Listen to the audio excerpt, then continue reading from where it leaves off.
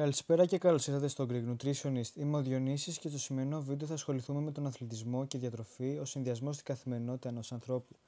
Θα ασχοληθούμε με τα τρόφιμα που θα πρέπει να καταναλώνουμε σε περίπτωση που είμαστε αθλητές ή κάνουμε συχνά σωματικές ασκήσεις και τα ωφέλη που έχει ο αθλητισμός για έναν άνθρωπο, ψυχικά αλλά και σωματικά. Ας ξεκινήσουμε. Για τους αθλητές, τα φρούτα είναι πολύ υγιεινά, γεμάτα με βιταμίνες και μέταλλα, τα οποία διατηρούν δυνατό έναν αθλητή και του προσφέρουν ενέργεια. Η συμπερίληψη φρούτων σε ένα διατροφικό διάγραμμα είναι σημαντική.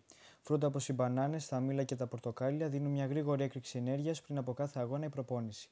Αξίζει επίσης να σημειωθεί πως περιέχουν και διάφορες φυτικές ίνες, οι οποίες βοηθούν στη διατήρηση της πληρότητας στην κοιλιά και διευκολύνουν την πέψη. Έτσι, η κατανάλωση ποικιλίας φρούτων θα βοηθήσει αισθητά έναν αθλητή να αισθάνεται όσο δυνατόν καλύτερα και να αποδίδει όσο δυνατόν καλύτερα στο γήπεδο και χώρο άθλησης.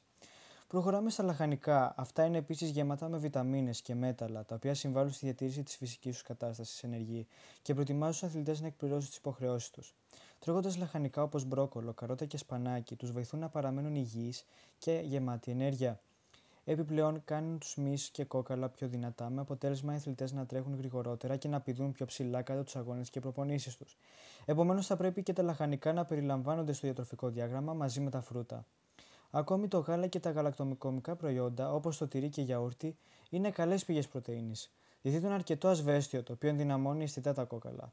Για έναν αθλητή πρέπει να είναι δυνατά, όπως καταλαβαίνετε, αλλιώς οι τραυματισμοί, ας πούμε ότι θα ήταν αρκετοί.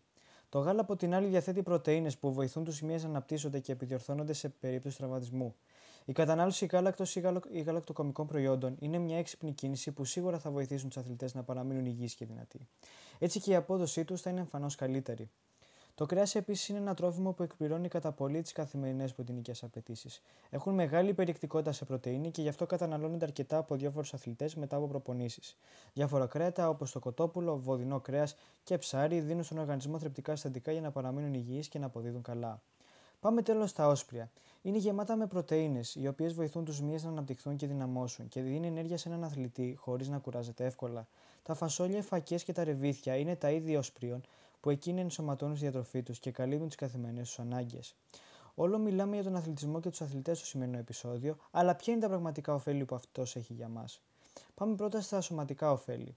Ενισχύει τη μυϊκή δύναμη, την ευληγησία και βελτιώνει την καρδιακή υγεία, συμβάλλοντας στη διατήρηση ενός υγιούς βάρους, ελαχιστοποιεί τον κίνδυνο εμφάνισης χρόνιων παθήσεων όπως οι καρδιακές παθήσεις, εγκεφαλικά επεισόδια, ορισμένη καρκίνη και διαβήτης τύπου 2 και βελτιώνει τον συντονισμό, ισορροπία και τη λειτουργική κίνηση, γεγονός που μπορεί να συμβάλλει στην πρόληψη τραυματισμών. Τέλος, πάμε στα ψυχικά ωφέλη. Η άσκηση διαγείρει τον εγκέφαλο να απελευθερώσει χημικές ουσίες που προκαλούν ευεξία, οδηγώντας σε καλύτερη διάθεση, μειωμένα συναισθήματα κατάθλιψης και στρες, ενισχύει την αυτοεκτίμηση και αυτοανάπτυξη και βελτιώνει τη μνήμη και άλλες γνωστικές λειτουργίες.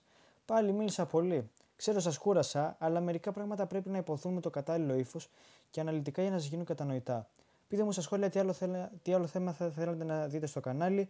Κάντε like και εγγραφή αν θέλετε να με στηρίξετε. Σας χαιρετώ.